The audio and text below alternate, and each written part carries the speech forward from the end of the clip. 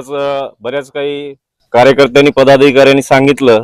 मला एकच अपेक्षित आहे की येणाऱ्या विधानसभेमध्ये वंचित बहुजन आघाडीचा झेंडा ह्या गंगाखेड विधानसभेवर फडकवल्याशिवाय राहणार नाही। आदरणीय बाळासाहेब आंबेडकरांनी या महाराष्ट्रामध्ये आरक्षणाचा जो काही मुद्दा चालू आहे, ओबीसी आरक्षण असेल, ओबीसी ओपन आरक्षण असेल, दोन समाजामध्ये तेढ निर्माण होण्याचं वातावरण बघून गेल्या 25 ऑगस्ट रोजी आदरणीय बाळासाहेब आंबेडकरांनी मुंबई येथून डॉक्टर बाबासाहेब आंबेडकर यांना अभिवादन करून एक ओबीसी आरक्षण बचाव यात्रा काढली होती। त्या यात्रेचं या गंगाखेड शहरामध्ये आयोजक इंजिनियर सुरेश फड यांनी सभेच्या रूपामध्ये रूपांतर करून या परभणी गंगाखेड विधानसभेला एक वेगळ्या पद्धतीचं अवलोकन दाखवण्याचं काम केलं। म्हणून येणाऱ्या विधानसभेमध्ये गंगाखेड इथे वंचित बहुजन आघाडीचाच आमदार होईल अशी मला खात्री आहे। होईल, शक्य होईल 100%। कारण परिस्थिती अशी आहे, हे जे दोन्ही सरकार आहेत गेल्या अडीच वर्ष ज्यांनी सत्ता भोगली ते फक्त आलटून पालटून सत्ता भोगतात, माणसं तेच आहेत, घराणे तेच आहेत। म्हणून एक ओबीसी समाजाचा, एक वंजारी समाजाचा या ठिकाणी आमदार इंजिनियर